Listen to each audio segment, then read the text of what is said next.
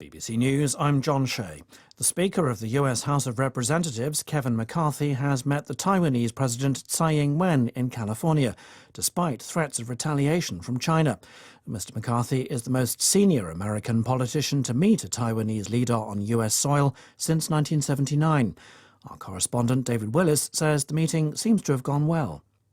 As far as President Tsai is concerned, I would have thought that she would be very pleased with the pleasantries that were exchanged between these two leaders. She basically saying that this was proof that Taiwan was not isolated, it was not alone.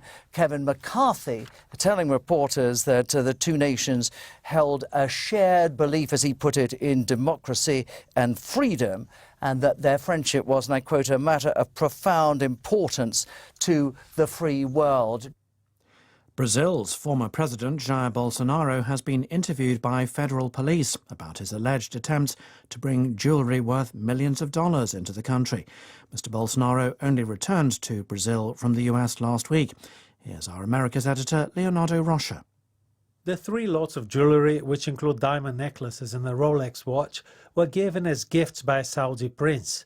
In a 3-hour-long interview at the federal police headquarters in Brasilia, Mr. Bolsonaro said that he didn't know about the existence of the items until December, a year after they entered the country. He said he never knowingly broke the law.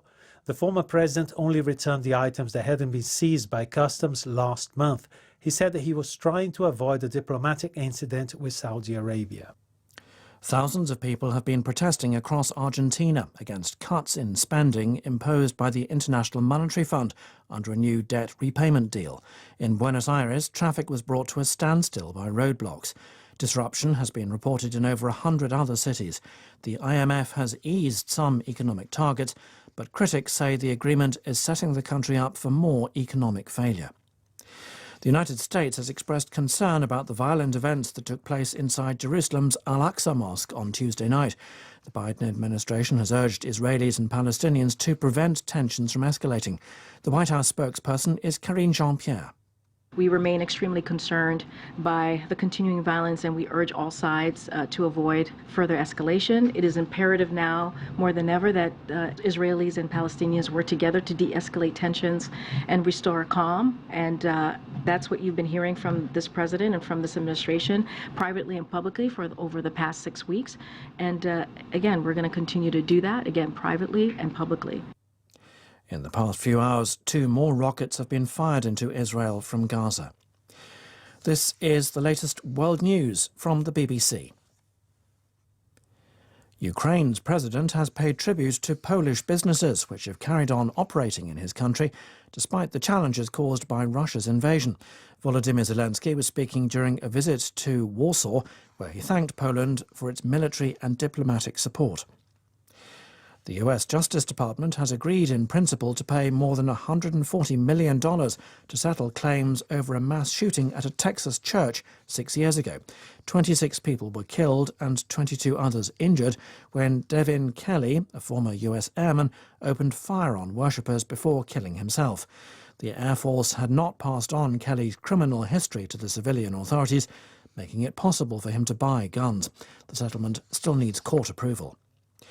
At least 5 people have been killed by a large tornado in the US state of Missouri. Officials said the deaths occurred about 80 kilometers south of St. Louis. US weather experts warned that millions of people in Chicago, Indianapolis, Detroit and Memphis are at risk from incoming storms later on Wednesday. Research into how ancient ice sheets off Norway melted thousands of years ago suggests that in the future glaciers in Antarctica could shrink much faster than previously expected. With more details, here's our science correspondent, Jonathan Amos. Today, the fastest retreating glaciers in Antarctica are seen to go backwards by up to 30 metres a day. But researchers say it's realistic to think climate changes could dramatically increase this.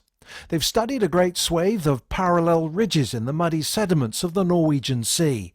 These were sculpted by a massive northern European ice sheet in the process of withdrawal and breakup 20,000 years ago. The calculated retreat then was 600 metres a day. Scientists have told the journal Nature that there are key areas of Antarctica that look as though they could soon do something similar. BBC News.